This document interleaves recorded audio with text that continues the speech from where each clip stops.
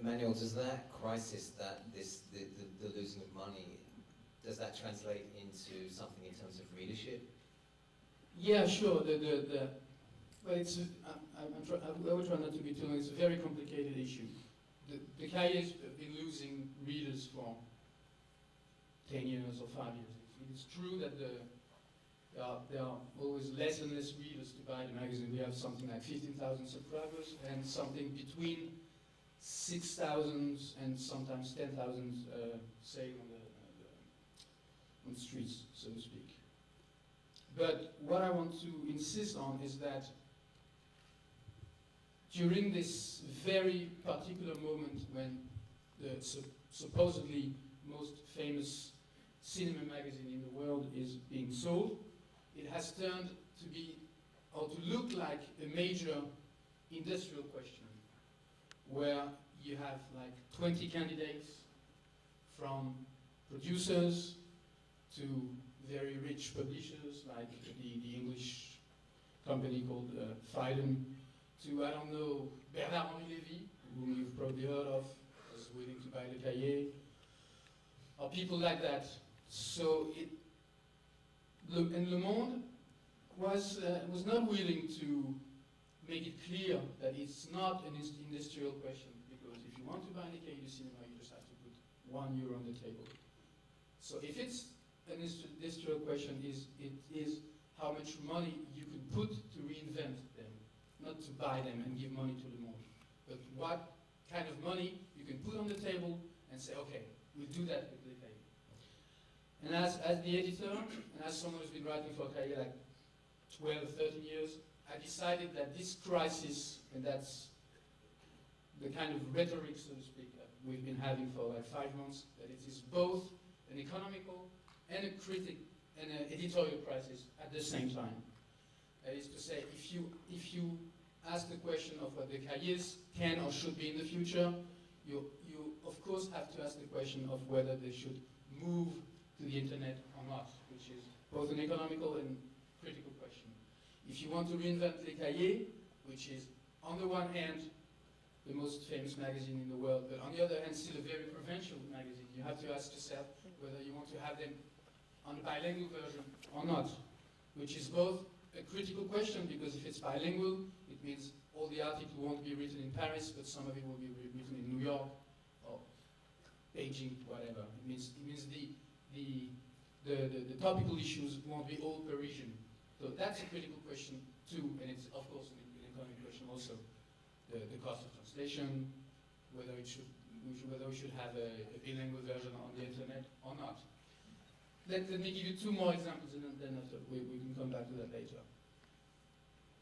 Another example, we've been, and I'm sure it's even more dramatic here, we've been noticing for like, I don't know, 3 or 5 years that more and more movies that we love, made by directors that are really important, not only Portuguese filmmakers, but important, famous, they don't get to, they're not released.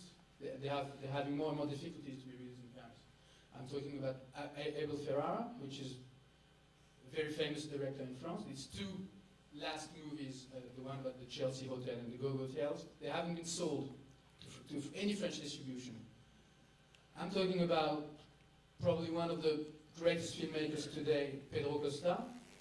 When you talk about Pedro Costa here, or in museums, or I don't know, it has had a very great article in Film Comment, in Art Forum, such and such places. When the film is shown either in museums or festivals, there's always a crowd.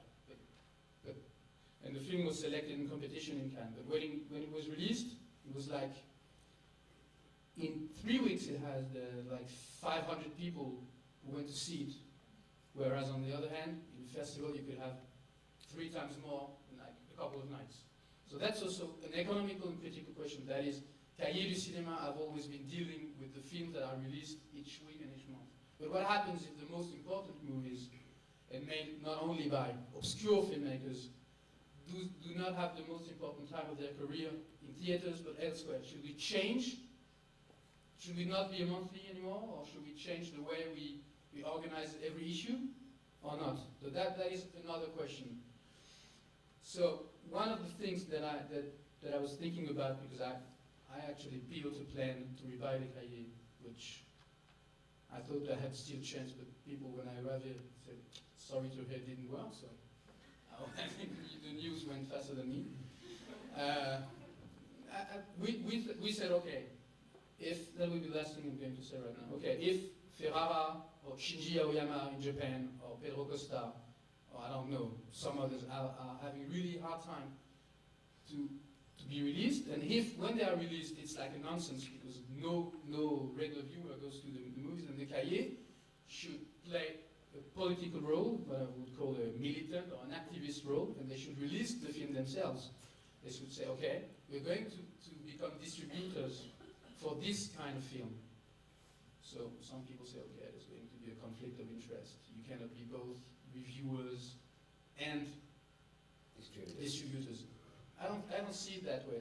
We're talking about filmmakers who they want make us become rich. So to me, if I would sum up the crisis in a word, I would say that the way I see the crisis, because as they say even here about the financial crisis, there's always in the crisis there's always a good aspect of it. There's always a transition, as you say. The real good thing about the crisis, to me, is that we need to understand that the separation between the critical world and the cinema world is not what it used to be, I would say, 50 years ago when the Cahiers were founded. Like you had on the one hand a monthly magazine, and on the other hand you had the film being shown in the theaters. And to me, internet is really the place that shows us that these things really need to go and have to go together, whether we want it or not. When you're writing on a blog, you can have on the same page, you can have an article, and then you can have a piece of the movie or the whole movie.